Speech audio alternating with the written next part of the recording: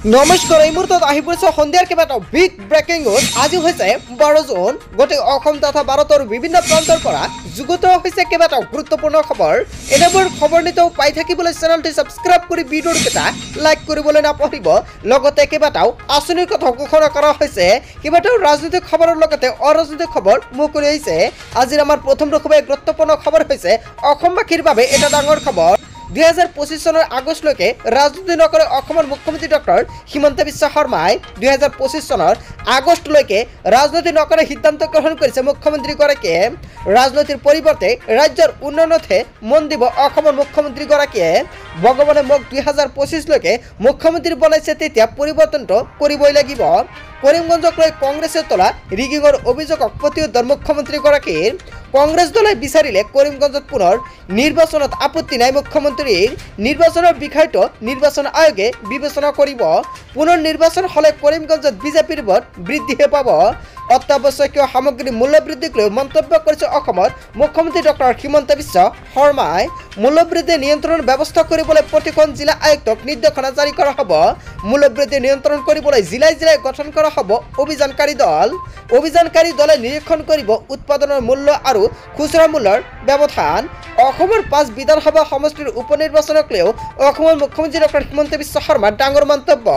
আন ৰাজ্যৰ তুলনাত পলমকৈ অনুষ্ঠিত হ'ব অসমৰ উপ নিৰ্বাচন। 2025 চনৰ আগষ্টলৈকে ৰাজনীতি নকৰে সিদ্ধান্ত গ্ৰহণ কৰিছে অসমৰ মুখ্যমন্ত্ৰী ডক্টৰ হিমন্ত বিশ্ব শৰ্মাই। হয় বন্ধু বান্ধৱীসকল, অসমৰ মুখ্যমন্ত্ৰী ডক্টৰ হিমন্ত বিশ্ব শৰ্মাই যিকেইটা মন্তব্য কৰিছে আপুনি কি ক'ব?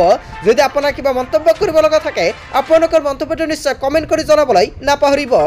তাৰপিছত অসমবাসী ৰাইজক জনাইছো আমাৰ 2 নম্বৰটো খুবেই গুৰুত্বপূৰ্ণ খবৰ। লগতে এটা ডাঙৰ খবৰ, কংগ্ৰেছত থাকি লুকাই লুকাই বিজেপিৰ হৈ কোনেও কাম নকৰিব কেইবাটাও গুৰুত্বপূৰ্ণ মন্তব্য কৰিছে। আমাক কঠোৰ কংগ্ৰেছী লাগে বুলি মন্তব্য কৰিছে হয় বন্ধু বান্ধৱীসকল গৌৰৱ গগৈৰ ডাঙৰ মন্তব্য। আমাক কঠোৰ কংগ্ৰেছী লাগে এনেকুৱাকৈ মন্তব্য কৰিছে গৌৰৱ গগৈয়ে। কংগ্ৰেছৰ সাংসদ গৌৰৱ গগৈৰ 10 টকা মহা বিস্ফোৰণ মন্তব্য। কংগ্ৰেছ কৰি কংগ্ৰেছ কৰক, বিজেপি কৰিলে বিজেপি কৰক। কংগ্ৰেছত থাকি লুকাই লুকাই বিজেপিৰ হৈ কোনেও কাম নকৰিব। আমাক কঠোৰ কংগ্ৰেছী লাগে। বিজেপি দলত যদি যোগদান কৰাৰ কাৰোবাৰ মনত যদি গোপন ইচ্ছা আছে তেনেহ'লে এতিয়াই যাওক। হিমন্ত বিশ্ব শৰ্মাক ভাল লগাবলৈ কংগ্ৰেছৰ ভিতৰত থাকি কাম কৰি নাথাকিব। সাহসী হওক, যি কৰে মুকলিকৈ কৰক। দুখন নাৱত দুটা পৰি থ'ব নালাগে। যদি বিজেপিক ভাল পায় তেন্তে এতিয়া কংগ্ৰেছৰ বিজেপিলৈ গুচি যাওক। 2026ৰ বাবে সকলো সাজু থাকক, আমি যুঁজিবলৈ সাজু। 2026ৰ বাবে দলে যি দায়িত্ব দিয়ে মই তাকেই কৰিম। হিমন্ত প্ৰেমী কংগ্ৰেছী নেতাক ৱাৰ্ণিং দিলে কংগ্ৰেছৰ সাংসদ গৌৰৱ গগৈয়ে। কংগ্ৰেছৰ সাংসদ গৌৰৱ গগৈৰ এনেকুৱাকৈ 10 টকাকৈ মহা বিস্ফোৰণ মন্তব্য কৰিছে। তাৰপিছত অসমবাসী ৰাইজক জনাইছো আমাৰ 3 নম্বৰটো খুবেই গুৰুত্বপূৰ্ণ খবৰ। লগতে এটা ডাঙৰ খবৰ, হিন্দু মুছলমানৰ ৰাজনীতিৰ বাহিৰে একো নাজানে অসমৰ মুখ্যমন্ত্ৰী ডক্টৰ হিমন্ত বিশ্ব শৰ্মাই এনেকুৱাকৈ কটাক্ষ কৰিছে অখিল গগৈয়ে। হিমন্ত বিশ্ব শৰ্মা আটাইতকৈ ডাঙৰ বন্ধু হৈছে মৌলানা বদৰুদ্দিন আজমল। বদৰুদ্দিন আজমল পৰাজিত হোৱাৰ খবৰে হিমন্ত বিশ্ব শৰ্মাক বিপদে পেলাইছে। বদৰুদ্দিন আজমল পৰাজিত হোৱা খবৰ মানি ল'ব পৰা নাই অসমৰ মুখ্যমন্ত্ৰী ডক্টৰ হিমন্ত বিশ্ব শৰ্মাই। বদৰুদ্দিন আজমল পৰাজিত হোৱাটো হিমন্ত বিশ্ব শৰ্মাই বিচৰা নাছিল। বদৰুদ্দিন আজমল লগত থাকিলে হিন্দু মুছলমান ৰাজনীতি কৰিব সহজ হৈ পৰে এনেকুৱাকৈ মন্তব্য কৰিছে অখিল গগৈয়ে। হিন্দু মুছলমানৰ ৰাজনীতিৰ বাহিৰে হিমন্ত বিশ্ব শৰ্মাৰ বেলেগ একো বিজন নাই। হিন্দু মুছলমান আৰু অৰুণোদয়ৰ বাহিৰে বেলেগ একো ৰাজনীতি নকৰে অসমৰ মুখ্যমন্ত্ৰী ডক্টৰ হিমন্ত বিশ্ব শৰ্মাই। হিমন্ত বিশ্ব শৰ্মা আটাইতকৈ ডাঙৰ বন্ধু হৈছে মৌলানা বদৰুদ্দিন আজমল। এনেকুৱাকৈ কেইবাটাও গুৰুত্বপূৰ্ণ মন্তব্য কৰিছে অখিল গগৈয়ে। হয় আচলতে অখিল গগৈ মুখ্যমন্ত্ৰী হিমন্ত বিশ্ব শৰ্মাৰ বিৰুদ্ধে যিকেইটা অভিযোগ উত্থাপিত কৰিছে ইয়াৰ বিষয়ত জনতাই কি ক'ব? যদি জনতাৰ কিবা মন্তব্য কৰিব লগা থাকে আপোনালোকৰ মন্তব্যটো নিশ্চয় কমেণ্ট কৰি জনাবলৈ নাপাহৰিব। তাৰপিছত অসমবাসী ৰাইজক জনাইছো আমাৰ 4 নম্বৰটো খুবেই গুৰুত্বপূৰ্ণ খবৰ। লগতে এটা ডাঙৰ খবৰ, মুছলমানৰ মুক্ত হ'ল ভাৰত চৰকাৰ। মুছলমান মুক্ত কেনেকুৱাকৈ ভাৰত চৰকাৰ হ'ল আপোনালোকে নিশ্চয় সম্পূৰ্ণকৈ জানিব পাৰিব। ভিডিঅ'টো অলপকৈ স্কিপ নকৰক, শেষলৈকে চাই থাকিব। বন্ধু বান্ধৱীসকল ভিডিঅ'খন সম্পূৰ্ণকৈ চোৱাৰ আগতে আপোনাৰ ওচৰত এখন সৰু ৰিকুৱেষ্ট, যদি আপুনি প্ৰথমবাৰৰ বাবে মোৰ চেনেলত ভিজিট কৰিছে তেনেক্ষেত্ৰত নিশ্চয় চেনেলটি ছাবস্ক্ৰাইব কৰি ৰাখিব, কিয়নো প্ৰতিদিন ৰাতিপুৱা আৰু সন্ধিয়া এনেকুৱাকৈ ভিডিঅ' আপুনি পাই থাকিব।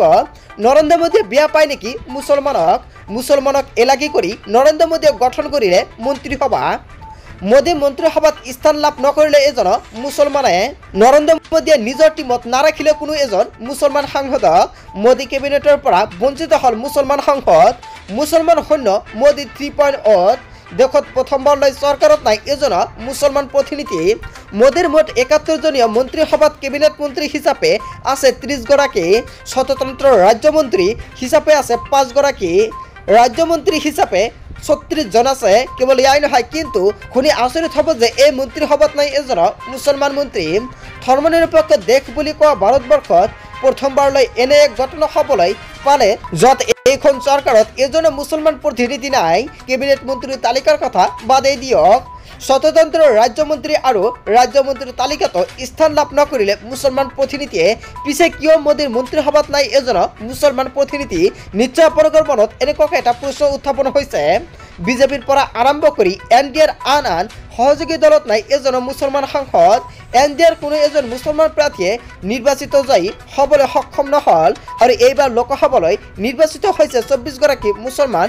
সাংসদ আৰু ইয়াৰে ২১ গৰাকী ইণ্ডিয়া এলায়েন্সৰ আৰু এগৰাকী AIMIMৰ দলৰ তৰফৰ পৰা আৰু ২জন নিৰ্দলীয় সাংসদৰ কিন্তু এনডিএৰ নাই এজন মুছলমান সাংসদ আৰু যাৰ পৰিপ্ৰেক্ষিতত এইবাৰ মুছলমানৰ অবিহনে মন্ত্ৰীসভা গঠন কৰিব লগা হ'ল নৰেন্দ্ৰ মোদীয়ে মুছলমান মুক্ত হ'ল এতিয়া ভাৰত চৰকাৰ এতিয়া এনেকুৱা এটা ডাঙৰ প্ৰশ্ন উত্থাপন হৈছে তাৰ পিছত অসমবাসী ৰাজযুক্ত জনাইছো আমাৰ ৬ নম্বৰটো খুবেই গুৰুত্বপূৰ্ণ খবৰ লগতে এটা ডাঙৰ খবৰ মণিপুৰত শান্তি ঘূৰাই অনাৰ বাবে গুৰুত্ব দিয়ক চৰকাৰে কেইবাটাও গুৰুত্বপূৰ্ণ মন্তব্য কৰিছে মণিপুৰত শান্তি ঘূৰাই অনাৰ বাবে গুৰুত্ব দিয়ক চৰকাৰ মণিপুৰক লৈ প্ৰধানমন্ত্ৰী মোদীৰ দায়িত্ব মনত পেলাই দিলে মোহন ভাগৱতে মণিপুৰৰ হিংসাত্মক লৈ উদ্বিগ্ন RSSৰ প্ৰধান মোহন ভাগৱত মণিপুৰৰ ঘটনাক লৈ মৌন হৈ থকা প্ৰধানমন্ত্ৰীৰ দায়িত্ব মনত পেলাই দিলে মোহন ভাগৱতে মণিপুৰৰ ঘটনাক লৈ প্ৰথমবাৰৰ বাবে মুখ খুলিলে মোহন ভাগৱতে মণিপুৰত শান্তি ঘূৰাই অনাৰ বাবে গুৰুত্ব দিয়ক চৰকাৰে এনেকুৱাকৈ মোহন ভাগৱতে কেইবাটা গুৰুত্বপূৰ্ণ মন্তব্য কৰিছে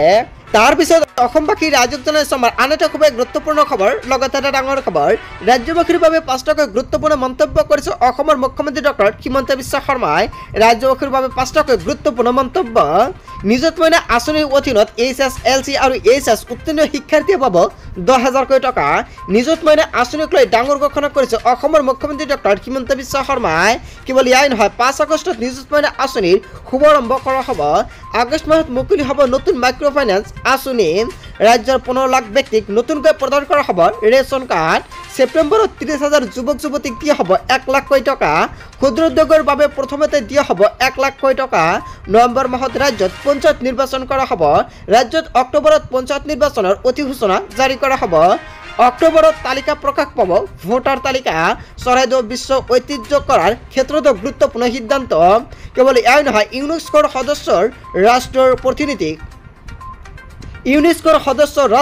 প্ৰতিনিধিক সাক্ষাৎ কৰাৰ সিদ্ধান্ত হিমন্ত চৰকাৰৰ এই মাহৰ ভিতৰত হ'ব মন্ত্ৰীসভাৰ ৰদবদল ১৫ আগষ্টৰ ভিতৰত হ'ব অসম চৰকাৰৰ মন্ত্ৰীসভাৰ ৰদবদল মন্ত্ৰীসভাত নতুন মুখেও পাব স্থান বিভাগসমূহৰ ক্ষেত্ৰতো হ'ব ৰদবদল ৰাজ্যবাসীৰ বাবে এনেকুৱা ৫টাকৈ গুৰুত্বপূৰ্ণ মন্তব্য কৰিছে অসমৰ মুখ্যমন্ত্ৰী ডক্টৰ হিমন্ত বিশ্ব শৰ্মাই বন্ধু-বান্ধৱীসকল গতি অসম তথা ভাৰতৰ বিভিন্ন প্ৰান্তৰ পৰা যুগুত হৈছে কেইবাটাও গুৰুত্বপূৰ্ণ খবৰ এনেবোৰ খবৰ নিতৌ পাই থাকিবলৈ চেনেলটি ছাবস্ক্ৰাইব কৰি ভিডিঅ'টো এটা লাইক কৰিবলৈ নাপাহৰিব চ' থেংক ইউ ফৰ ৱাচিং ফুল ভিডিঅ'